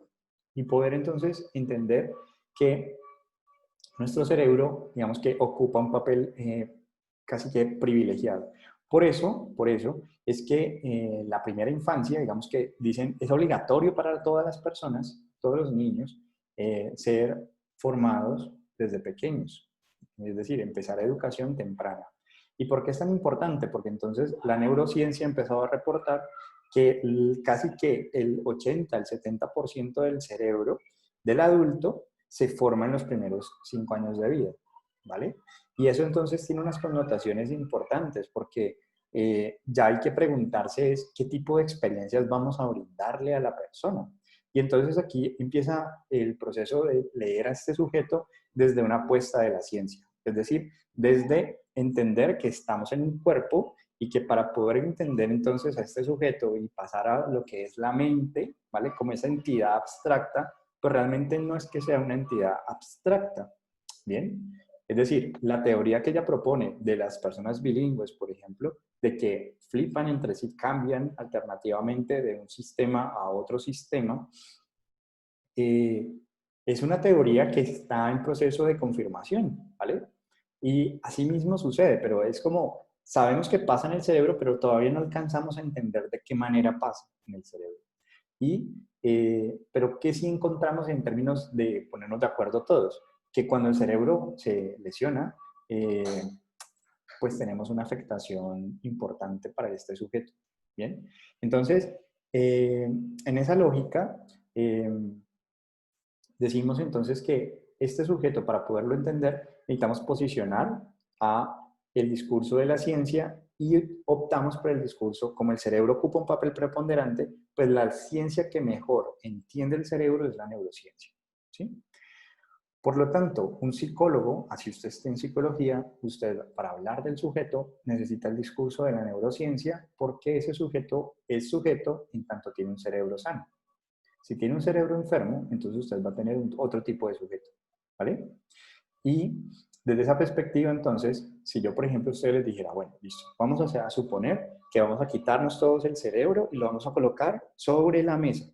Y entonces yo recojo todos los cerebros, ¿vale? Suponiendo que lo pudiéramos hacer, yo recojo todos los cerebros y los empiezo a mezclar. Yo llego y mezclo cerebros y les digo, listo, muchachos, cada uno coja su cerebro. Estructuralmente son iguales, ¿vale? O sea, las diferencias entre cerebros masculinos y femeninos es básicamente de volumen, pero eso no tiene ningún impacto, digamos, a nivel que ustedes puedan identificarlo, como que, mira, mi cerebro tiene, no sé, un tatuaje o alguna cuestión así que me identifica y no, digamos que son idénticos, estructuralmente hablando son idénticos. Pero no podríamos decir que Alejandro es igual que Manuela, o que Laura, o que Dana, ¿sí? No podríamos decir eso. Entonces, ¿qué es lo que hace que seamos distintos? ¿Qué es lo que hace entonces que, a pesar de tener una misma estructura, a nivel de la expresión de esa estructura, o sea, a nivel funcional, seamos diferentes? Y entonces aquí, la misma neurociencia nos da la respuesta. ¿Qué nos dice la neurociencia al respecto? Principalmente nos dice, número uno, que al estar nosotros en un canal de parto, ¿vale? Al estar, digamos que, limitados, porque tenemos que pasar por la vagina para poder salir al mundo, pues implica que entonces tenemos un volumen limitado, un espacio limitado, ¿no? Nuestra cabeza no puede crecer eternamente. Y al tener ese espacio limitado, implicaría entonces que no toda la información puede ser almacenada, no todo lo podemos almacenar. Entonces, ¿qué hace nuestro cerebro? Igual que cuando ustedes van, digamos, de viaje, que tienen poco espacio, entonces ustedes doblan y guardan, y doblan y guardan y empujan. Nuestra corteza cerebral, pues básicamente está muy, muy plegada. Casi que la podemos ver de esa manera, como un elemento bastante plegado. Ustedes recuerdan, cuando yo les digo cerebro, vienen ustedes a su mente esa imagen plegada, ¿cierto? O necesitan ver el cerebro. Les muestro una imagen de cerebro y decirles, mire, este es el cerebro. No, profe. No, ya viene la imagen. Pues yo me imagino una cosa rosada. Ok, entonces estamos hablando de lo mismo, ¿no? O sea, yo digo cerebro, entonces viene esa imagen plegada, rosada, algunos la podrán ver de otro color, pero principalmente que tiene unos pliegues, está muy, muy, muy bien dobladita. Ese cerebro como tal, sí, con sus cortezas y demás. Y entonces esa imagen como tal es la que para hablar de sujeto se ha convertido casi que en una obligatoriedad. Entender nuestro cerebro y descartar posibles causas asociadas al funcionamiento de ese cerebro, pues es uno de los primeros pasos que todo psicólogo debe seguir. Es decir, en la historia clínica nosotros preguntamos por medicamentos que pueden alterar el funcionamiento cerebral. Nosotros preguntamos por enfermedades de base, tanto heredofamiliares, es decir, tanto de la familia, como heredadas por parte de cualquiera de las dos familias, paterna o materna, como enfermedades personales, entonces, que surgen en el desarrollo. Y entonces aquí, importante es precisar que nosotros hablamos de, pues para que vayamos como precisando palabras de una vez y yo no tenga que luego devolverme, y pues si me tengo que volver, pues no hay problema, pero trataré como de que queden claras algunos términos que a veces empiezo a utilizar, como la ontogenia. Entonces, ¿qué es ontogénesis? la ontogénesis. La ontogenia viene a diferencia de la filogenia. Vamos a hacer como esas diferenciaciones. Entonces, cuando nos metemos en el término de la ciencia, ¿no? Cuando hablamos de ciencia, pues empiezan a aparecer este tipo de discursos. Entonces, vamos a diferenciar filogenia de ontogenia. Entonces, filogenia versus ontogenia. ¿Listo? Entonces, la filogenia, ¿vale? Tiene que ver, la génesis, la genia, es el origen, ¿vale? El origen. Filo quiere decir familia. Entonces, viene siendo como el origen de nuestra familia, ¿vale?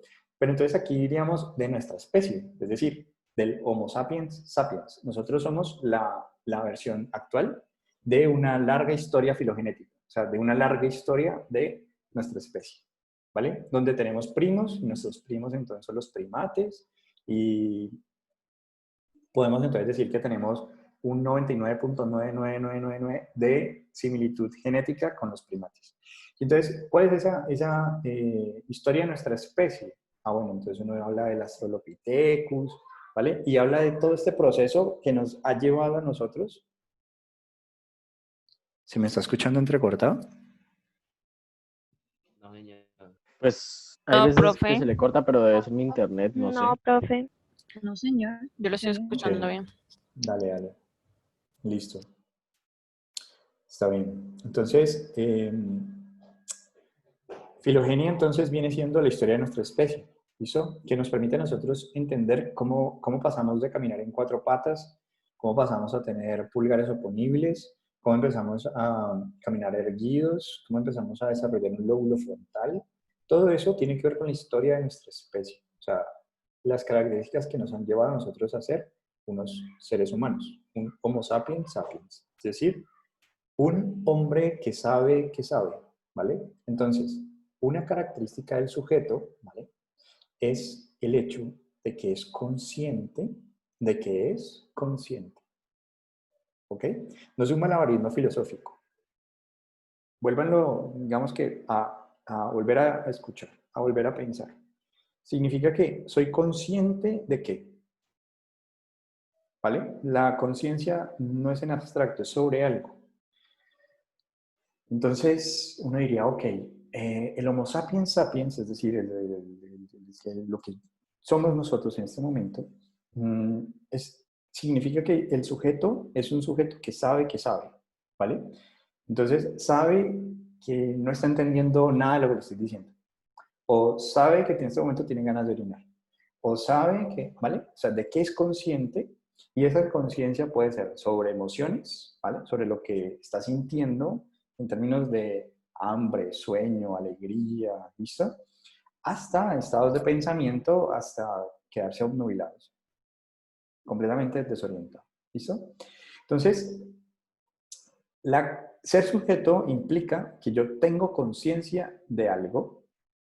Por lo tanto, cuando mi cerebro se lesiona, se altera mi conciencia. O sea, se altera la percepción que tengo acerca del entorno de mi cuerpo, ¿vale?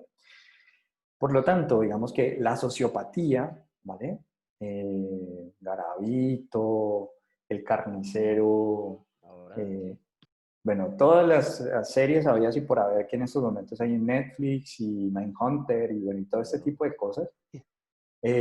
Pues en últimas tienen una base casi que orgánica, ¿bien? Es decir, hay una alteración a nivel cerebral. Y esa alteración a nivel cerebral puede deberse a causas ontogénicas, es decir, entonces vamos a hacer la diferencia entre filogenia y ontogenia. Entonces, ¿verde filogenia? ¿Se entiende filogenia? Nuestra historia como especie, ¿sí? Entonces, la diferencia con ontogenia es, listo, usted hace parte, se los voy a poner así, digamos que en la filogenia, entonces, son los apellidos maternos y paternos. Entonces, su filogenia es toda la historia de todos sus apellidos, ¿vale? ¿Vale? Entonces, aquí algunos tienen Alegría, otros son Méndez, otros son Moreno, Londoño, ¿listo? Esa es nuestra filogenia, nuestra historia como de todos nuestros antepasados, ¿listo? Hasta el primero, ¿listo? Todo eso es nuestra filogenia. Nuestra ontogenia es nuestra huella y nuestra marca personal, o sea, es nuestra historia como sujetos. Onto quiere decir ser. Es decir, es la historia del ser, es su historia. Por lo tanto, nosotros podemos tener filogenias comunes, o sea, historias como familia común, ¿vale? Pero no podríamos, no necesariamente tendríamos que tener una misma ontogenia. ¿Por qué? Podemos ser, digamos, pongamos un grupo de hermanos. Entonces, este grupo de hermanos se llaman igual, ¿listo? O sea, tienen la misma filogenia, por decirlo así. Y si lo ponemos en términos de que son mellizos o gemelos, que son muy, muy idénticos a nivel genético, aún así su ontogenia es diferente. O sea, la historia de cómo interactuó con su madre, de cómo interactuó con su padre, de cómo los metieron al mismo colegio, a colegios diferentes, pero aún así hubieran ido a todo igual, hubieran vestido igual, etcétera, etcétera, etcétera, sigue siendo la propia historia. O sea, él se llama, por ejemplo, ahorita las dos Isabelas que tienen apellidos iguales, no son iguales, aun cuando tengan la misma filogenia, ¿sí? Pero pues llevándolo al extremo, o sea, yo sé que no es así, pero lo que quiero es que me entiendan el punto de que la diferencia entre filogenia y ontogenia tiene que ver es con estas diferenciaciones en términos de tu propia historia en comparación con la historia de tu especie, de tu familia, ¿vale? Entonces, cuando nosotros en nuestra historia clínica estamos preguntando por los antecedentes heredofamiliares, nosotros estamos preguntando por toda la historia filogenética. Es decir, hay enfermedades que nos pueden ayudar a comprender por qué en la historia de su familia, en su filogenia, nos ayuden a entender por qué tiene depresión en este momento de su consulta a nuestro sujeto, ¿vale? Porque en la ontogenia, que ahorita nos vamos a meter en ella, tiene que ver entonces con preguntarle, bueno, ¿cuándo apareció la depresión? ¿Qué medicamentos está tomando? ¿Vale? O sea, son elementos que hacen parte de su propia historia. ¿Listo? Esas son las diferencias entre filo y ontogenia. ¿Verde, amarillo o rojo? Yo digo que verde. Verde fosforescente. Verde fosforescente es como un amarilloso o muy verde. O sea, ahí me pierdo un poco. Un verde neón. Ah, ok, listo. Perfecto. Entonces, hemos situado en este momento que cuando nosotros estamos haciendo nuestras historias clínicas, cuando ustedes preguntan por la historia familiar, están preguntando por la historia filogenética para ver si existen algunas atribuciones o algunas cargas genéticas que nos permitan entender por qué se está presentando el motivo de consulta. Y por el otro lado, a nivel de ontogenia, tiene que ver es con esa historia que puede ayudarnos a entender por qué se está presentando ese motivo de consulta. ¿Vale? Y respecto a esta variante, digamos, de ciencia, este discurso de ciencia, lo que nosotros tenemos que precisar aquí es que si el sujeto es, una condición para ser sujeto es ser consciente, ¿vale? Saber que sé, entonces esto se garantiza en tanto tengo un cerebro sano. Por lo tanto, condiciones para ser sujeto necesito un cerebro sano y necesito, o más bien un sistema nervioso humano sano y la conciencia de ser consciente, ¿vale? Con esos elementos es que podríamos decir que tenemos las condiciones para ser sujeto. Ahora, para poder explicar esta variabilidad entre nosotros, es decir, todos tenemos un mismo cerebro, a nivel filogenético somos igualitos, pero a nivel ontogenético somos diferentes. ¿Por qué somos diferentes? Y aquí vuelve nuevamente la neurociencia a indicárnoslo. Como les decía, el canal de parto nos limita mucho y por lo tanto entonces no podemos nosotros recordar todo lo que quisiéramos. Pero hay informaciones que son fundamentales para nuestra vida, como a qué somos alérgicos, por ejemplo. Yo puedo olvidar incluso cómo me llamo, pero no voy a olvidar que si me como algo me voy a morir, ¿vale? Que pues mi vida está en riesgo. De eso está preparado nuestro cerebro, ¿vale? Significa entonces que como hay un espacio limitado en nuestra corteza cerebral, existe entonces la construcción de diferentes rutas neuronales. Entonces, hacemos una sinapsis entre una neurona y otra para allí alojar un aprendizaje, que ese aprendizaje puede ser a que soy alérgico, ¿vale? Cuando esos aprendizajes se utilizan, entonces neuronas que trabajan juntas se mantienen juntas. Eso es un principio, digamos,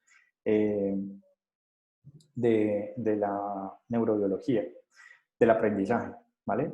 Entonces, Hebb, digamos que es el que propone, digamos, esta tesis y realmente, pues, se ha demostrado, digamos, que si yo utilizo algo, se va a mantener en el tiempo. ¿Listo? Aprendizajes que no utilizo, por ejemplo, trigonometría, que ya no utilizo, y cosas que viene del colegio que de pronto ya no utilizo, pues como tenemos un espacio limitado, entonces necesitamos casi que romper, casi que ya se debilita la conexión que hay entre esas dos neuronas. ¿Para qué? Para que pueda surgir una nueva conexión, para que se pueda entonces utilizar ese mismo espacio para una nueva información. Entonces, cada expresión de lo que somos está alojada en nuestro cerebro.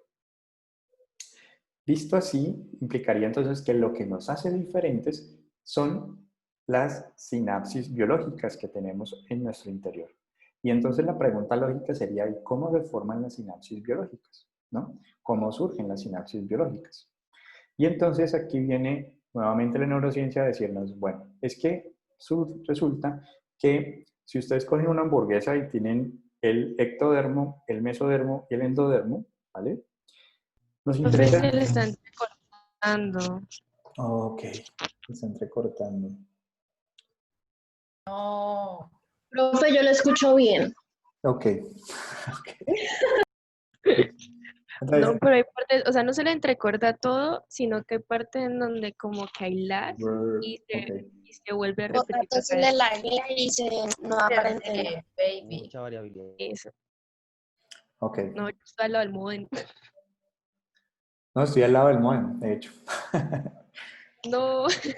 Entonces, miren, sí, miren la prueba. Ahí está mi modem, mi repetidor. Entonces, ¿qué les estaba diciendo principalmente? Que ¿Cómo se da la sinapsis biológica? ¿Cómo se da la sinapsis biológica? Gracias. Entonces, tenemos el ectodermo, ¿vale? El ectodermo es una lámina germinal. O sea, cuando el espermatozoide y el óvulo surge todo este caldo de cultivo, ¿no? Y entonces surgen láminas germinales, el ectodermo, el mesodermo y el endodermo. Nos interesa el ectodermo, porque del ectodermo surge la piel y también surge el cerebro. Y eso tiene una importancia que es que tienen un mismo origen embrionario, es decir, surgen del mismo lugar. Al surgir del mismo lugar, lo que traducido al castellano nos quiere decir es que la piel es un cerebro expuesto. Es decir, que nuestros ojos son cerebro expuesto, o sea que lo que miramos empieza inmediatamente a hacer sinapsis biológica. Cuando nosotros vemos un cuadrado y pusiéramos a ver en nuestro cerebro, casi que lo que veríamos sería que nuestras sinapsis a nivel de la corteza occipital empiezan a disparar entre sí y empiezan a dibujar un cuadrado. Si vemos líneas, empiezan a dibujar líneas, ¿vale? Es decir, que nuestro cerebro lo que hace es una cartografía, una representación de lo que está pasando afuera. Y entonces, esas informaciones que dependen de nuestra vida de ellos, o sea, que yo digo, hey, esto lo voy a utilizar, pues van a quedar alojadas porque todo el tiempo las estoy reafirmando a través de sinapsis biológicas. Entonces, lo que estaríamos diciendo aquí es que las experiencias que se tienen a través de la piel, es decir, lo que yo he gustado, lo que yo he olido, lo que yo he tocado, ¿vale? Todo lo que me ha pasado a través de la piel es lo que denominaríamos una experiencia. Pero no todo puede ser experiencia, porque en estos momentos están pasando muchas cosas alrededor de nosotros. Pero solo llega a ser experiencia cuando nos importa, cuando nos toca, ¿vale? Cuando nos pasa el límite. Y entonces, por eso a veces uno dice, bueno, vamos a decir entonces que nosotros estamos hechos es de estas variabilidades en las experiencias. Por lo tanto, algunos de nosotros nos hablaron en inglés al principio de nuestra vida y por eso manejamos ambos idiomas. Otros no nos hablaron en inglés, nos hablaron otro idioma y entonces hablamos ese idioma. ¿Vale? Porque todo el tiempo lo que estaba pasando a través de la piel era esta información reiterativa. El rostro de nuestra madre, el rostro de nuestro padre, la voz de nuestra madre, todo eso la escuchamos y es lo significativo. De eso depende nuestra vida, ¿vale? porque nos va a dar de comer, porque nos va a cuidar. Asimismo, entonces, significa que de esta sinapsis social pasaríamos a una sinapsis biológica. Y en ese ámbito de la sinapsis social implicaría entonces que un sociópata, por ejemplo, normalmente tienen situaciones donde han tenido padres maltratadores, padres abusadores, deprivaciones afectivas, deprivaciones culturales, ¿vale? Entonces, esta experiencia, ¿qué le está haciendo? ¿Qué le está haciendo a nuestro cerebro? Entonces, uno diría, el cerebro del sociópata es diferente a el cerebro de una persona no sociópata, ¿bien? ¿Por qué? Porque las experiencias por las que se han atravesado estas personas son completamente distintas. E inclusive la filogenia, es decir, la carga genética con la que se viene al mundo, podemos tener antecedentes de padres con antecedentes de salud mental importantes, ¿bien? Entonces, algunos de nosotros, por ejemplo, entramos a psicología porque tenemos un familiar que tiene alguna situación de salud mental, porque queremos comprenderla, o sea, nosotros lo que vamos buscando es la comprensión. Entonces, en esta lógica, la pregunta necesaria sería, ok, hasta el momento el discurso de la ciencia nos dice, para ser sujeto, entonces vamos a tomar el discurso de la neurociencia porque el cerebro es importante para ser sujeto, porque gracias al cerebro se cartografía lo que pasa afuera y lo que pasa adentro, y con ello, entonces, yo estoy garantizando una representación que me permite entender qué es lo que está pasando, ¿vale? Y en función de entender qué es lo que está pasando, entonces yo actúo, o sea, tomo una conducta, un comportamiento. Ahora bien, si yo tengo un motivo de consulta, ¿vale? Voy a consultar por alguna situación, significa que todas las experiencias previas que se han tejido, pues nos están llevando exclusivamente a incluir, casi que nos empezamos a preguntar, bueno, ¿cuáles fueron las experiencias que han marcado a esta persona para que llegue en este momento a consultar por esta situación? ¿Vale? Y entonces la pregunta es, más importante aún es, ¿cómo estas experiencias han sido cartografiadas, representadas en el cerebro? ¿Vale? Y no es que ustedes vayan a coger una tomografía axial computarizada para decir, yo quiero ver cómo está representada esta experiencia dolorosa en su cerebro. No, lo que estamos diciendo es que lo que pasa afuera también pasa adentro. ¿Listo? Más o menos como Salomón. Como es arriba, es abajo. ¿Vale? En ese sentido, lo que estamos diciendo es...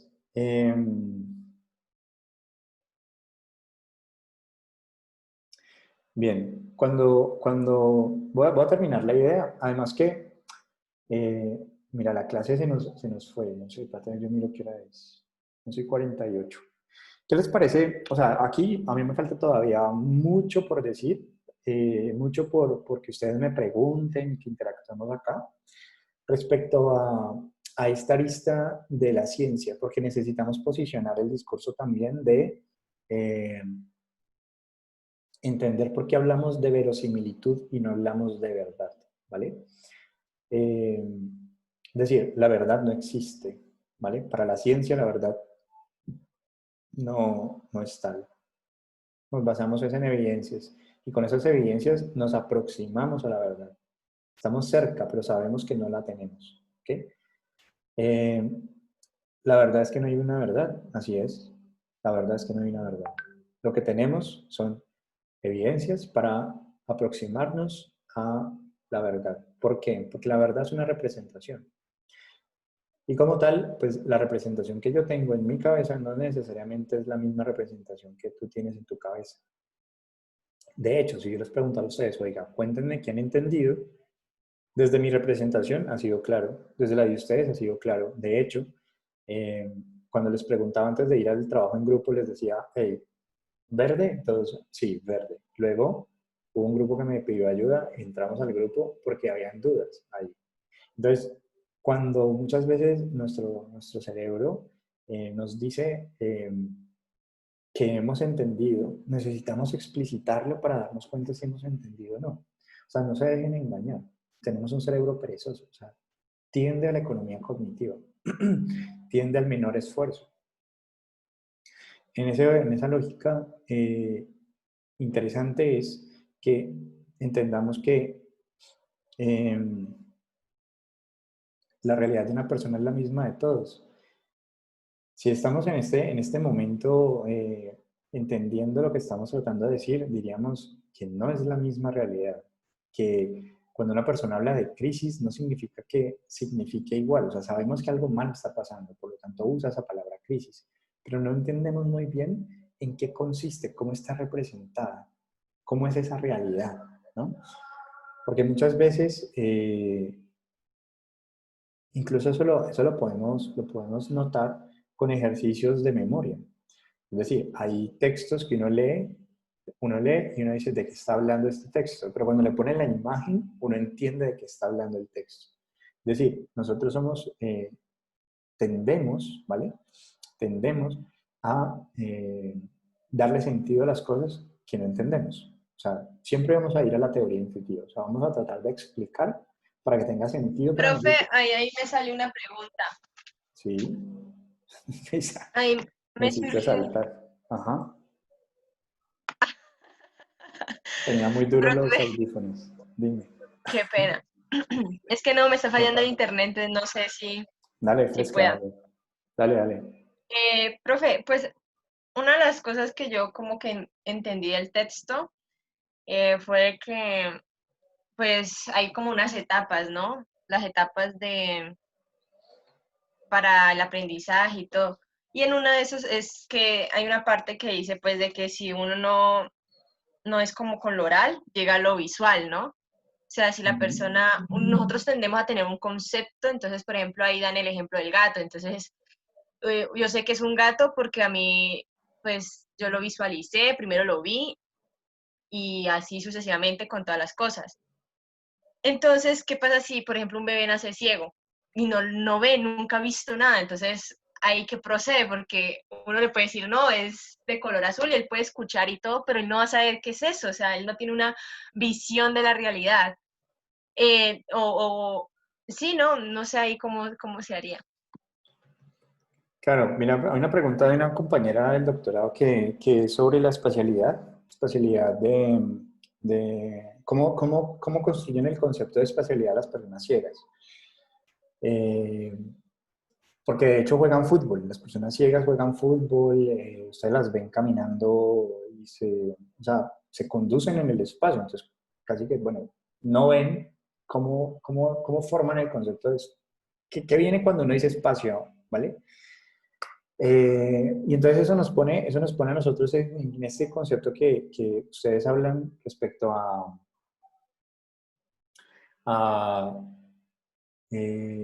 cómo nosotros entendemos que la plasticidad cerebral nos permite a nosotros entender estas diferenciaciones que hay en una corteza que se especializa en lo visual, la corteza occipital es prioritariamente visual.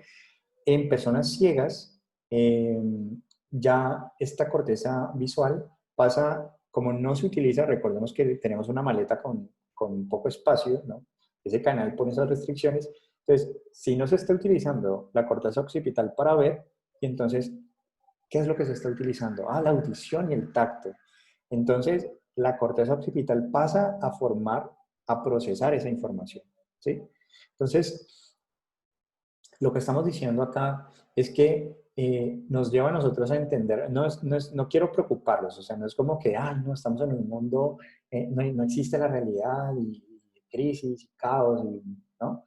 El asunto no es ese, el asunto es entender, sí, es una matrix, entender que el éxito de un proceso terapéutico radica principalmente en la posibilidad que tenemos nosotros como terapeutas de hacer un puente entre nuestro mundo y el mundo de nuestro consultante o nuestro paciente. Y es un puente que tiene que dar la posibilidad de cruzarlo. Es decir, él puede venir a mi mundo y yo puedo ir al mundo de él, ¿vale? Y entonces uno diría, mi mundo es el mundo de la ciencia, de la psicología. Sí, pero también es el mundo de la fantasía, ¿vale? ¿Listo? También es el mundo de lo humano. O sea, volvemos a la sesión anterior que hablábamos de que, pues más que psicólogos, también somos seres humanos y si bien tenemos unos comportamientos éticos que nos obligan a guardar, hay cosas que nos duelen. O sea, de hecho, yo cuántas veces he leído ese texto que les acabo de compartir en clase y casi que hoy me tocó leerlo porque no puedo ponérselos a leer a ustedes, pero normalmente en clase lo que yo hago es que empiezo a leerlo y cuando no puedo, lo paso para que me ayuden a leerlo porque me conmueve mucho. Y no entiendo por qué me conmueve tanto, ¿vale? O sea, bueno, sí entiendo por qué, pero digamos que no quiero en este momento decirlo en público. ¿Listo? Pero el asunto que quiero Profe, aquí indicarles, ya te estamos analizando. claro, obvio, es que ese es el problema cuando uno está con psicólogos, que siempre está ese asunto que uno dice, bueno, el psicólogo o el amigo o el profe y el estudiante, ¿no? Siempre vamos a tener esos espacios, de todas formas, yo creo que no demoran en sacarnos de clase, entonces aprovecho es simplemente para que empiecen a- para la siguiente sesión les enviaré entonces la siguiente lectura, ¿vale? La recomendación, ¿cuál es? El experimento, me gustaría que lo toquen, que lo vean, ¿listo? En el plan de curso, digamos que tendríamos ver una película. Yo no sé qué tanto sentido tenga pues, vernos una película pues, virtualmente, o sea, más bien utilizamos esa sesión pues, para avanzar, ¿les parece? Como que ver clase y más bien cuando les diga ver películas, como lo estamos haciendo, sí, les mando la lectura vía por el grupo. Entonces, para que las vayan como encontrando, eh, vamos a ver una película más adelante, ¿no? Más adelante. Se llama I Origins. Se las voy a poner por aquí. Profe, yo tengo una pregunta. Sí, dime. Pues después de la pregunta que ha hecho la compañera Isabela Valencia, si una persona pierde la visión por culpa de algún accidente y pues él ya tiene por ahí 35 años, ya ha visualizado bastante y todo, ¿qué pasaría con la corteza occipital? Ok. Mira, hay un texto que te sugiero leer que se llama El hombre que confundió a su mujer con un sombrero. ¿Mm? Ahí trata de casos, o sea, qué pasa en la normalidad y qué pasa en la normalidad. O sea, en casos excesivos, cuando hay personas superiores, o sea, personas que no pueden olvidar, o sea, todo lo recuerdan, y personas que pierden súbitamente la memoria, no pueden recordar, ¿vale? Tenemos los dos extremos y son casos. Si han visto la película Despertares, que habla de Oliver Sacks. Oliver Sacks es otro de los autores que vamos a tomar, a leer. De hecho, es el siguiente texto, El hombre que confundió a su mujer con un sombrero. Profe, ¿cuál es el autor? Oliver Sacks. Gracias.